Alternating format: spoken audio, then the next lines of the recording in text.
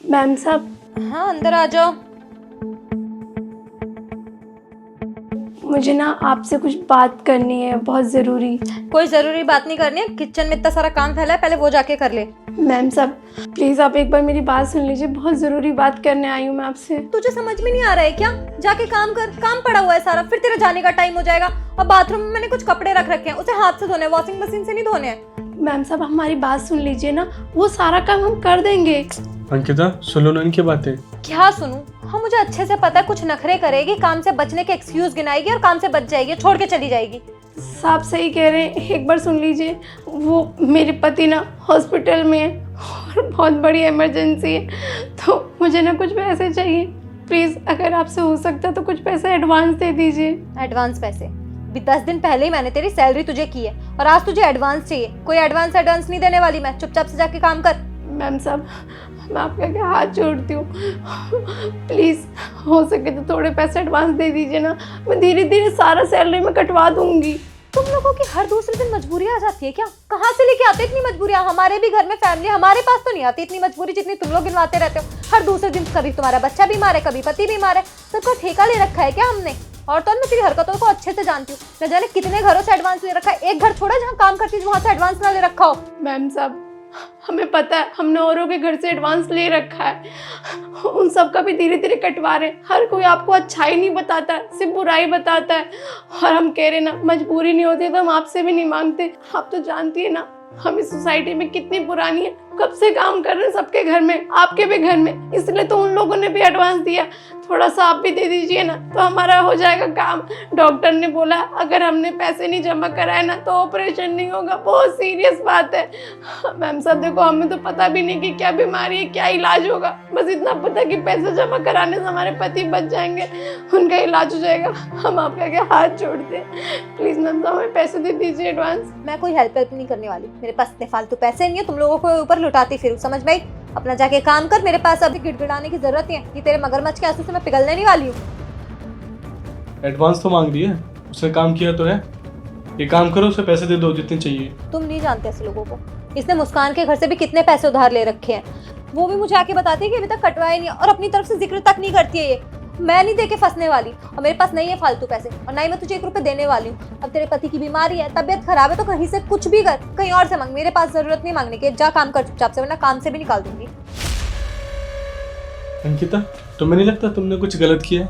वो हमारे लिए कब से काम कर रही है और तुम्हें उसको पैसे दे देने चाहिए। तुम ना काम वालों की हरकतें नहीं जानते हो, मैं इन लोगों के रग रग से वाकिफ हूँ। ये लोग सिर्फ पैसे ऐंठना जानती है, अपनी 2-4 मजबूरी गिना देती है और रो लेती है ताकि लोगों को दया आ जाए और वो उन्हें पैसे दे दे। और तुम्हें ना औरतों के बीच में बोलने की जरूरत नहीं, प्लीज। मैं औरतों के बीच में बात नहीं कर रहा, वो हमारे लिए काम करती है और हमें उन्हें पैसा देना जरूरी है। अगर बोला कि पैसा चाहिए तो दे दो। होगी तुम्हारी बकवास, दे लिया ज्ञान, मुझे तुम्हारे ज्ञान की जरूरत नहीं है।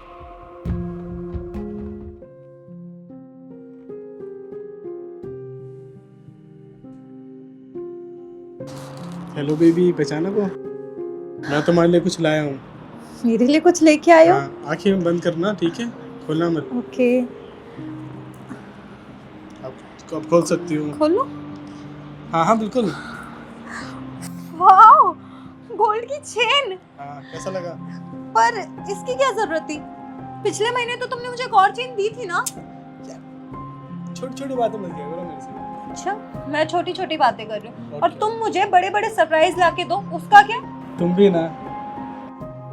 वैसे कुछ भी बोलो, चेन बहुत अच्छी है, थैंक यू सो मच। सुनो, चाय पिला दो यार, सुबह से कॉफी तक नहीं मिली मेरे को। ओके लाती हूँ। तुम्हें पता ना चाय कितनी पसंद है मुझे।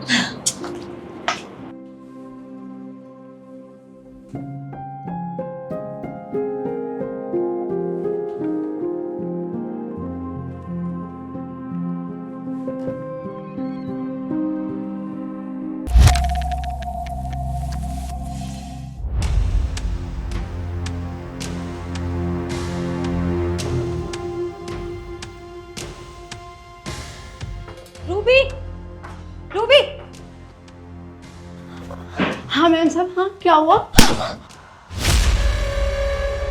हिम्मत कैसे चोरी करने की? चोरी?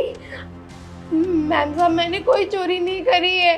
अच्छा, अभी तू ही मेरे रूम में गई थी और तेरे अलावा इस घर में कोई है नहीं मेरे रूम में जाने वाला। तो तू क्या कहना चाहती है, मैंने चोरी किया या मेरे पति ने चोरी किया?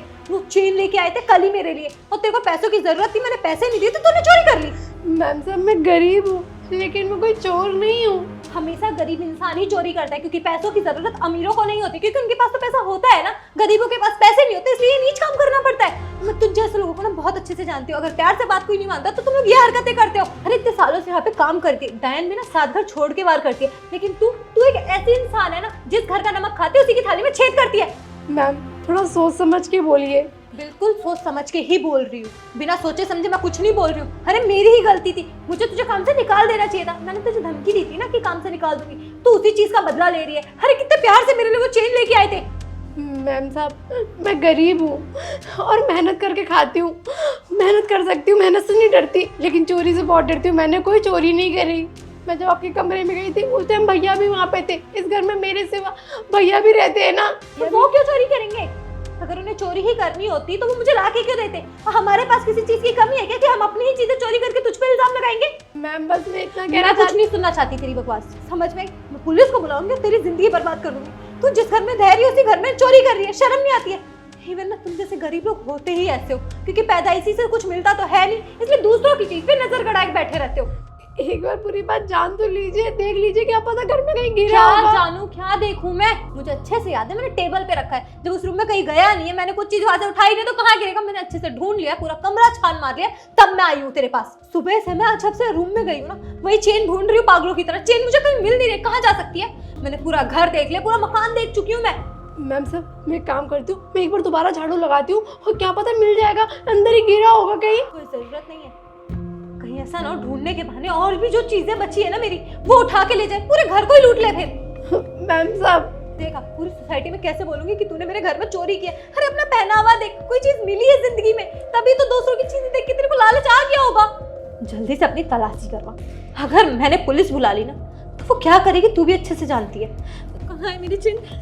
मैम साहब आप ये हद पार करिए, सब क्या कर रही हैं? कुछ सोच समझ के करिए, मैंने कोई चोरी नहीं करी है। हद मैं पार कर रही हूँ और तूने जो किया उसका क्या? मैं तो सिर्फ बातों से बोल रही हूँ, लेकिन तूने ना विश्वासघात किया है हमारे साथ। अब ना तेरे घर पे पुलिस भेजूंगी, वो आके चेकिंग करेगी, इन्वेस्टिगेशन करेगी, तब सच्चाई सामने आएगी।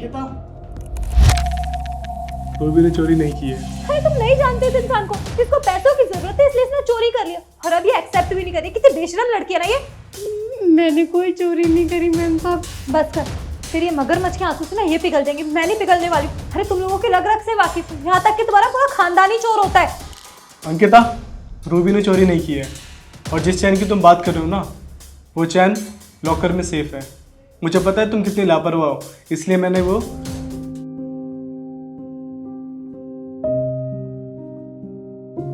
टाइम हो गया ऑफिस का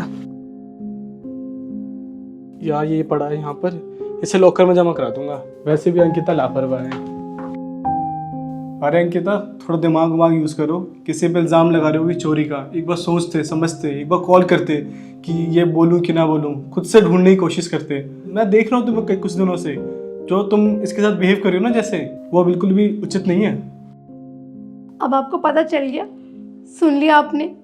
आपने मेरे आत्मसम्मान को ठेस पहुंचाई है। जहाँ मेरी रिस्पेक्ट नहीं, मेरी इज्जत नहीं है, मैं वहाँ काम नहीं कर सकती। इतने लोगों के घर में काम करती हूँ, इज्जत से कमाती हूँ, कोई मुझे ऐसे इल्ज़ाम नहीं लगाता तूने चोरी कर ली, तूने ये कर लिया। आप तो मुझे टारगेट बना के बैठे रहते हो। आपको तो बस एक ही सुबह से उठकर शाम तक मकसद होता है कि रूबी को ठेस पहुँचाना, उसको ताने मारना, उसको ये करना, उसको वो करना।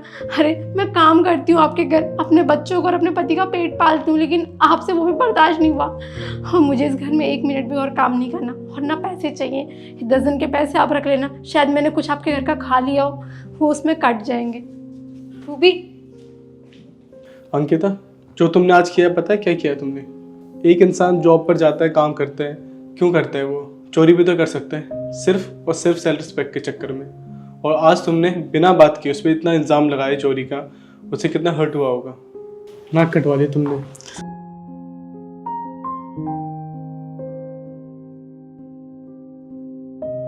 आई थिंक मैंने कुछ ज़्यादा रिएक्ट कर दिया बिना सच्चाई को जाने। मुझे उसके स्वाभिमान को ठेस नहीं पहुंचाना चाहिए था।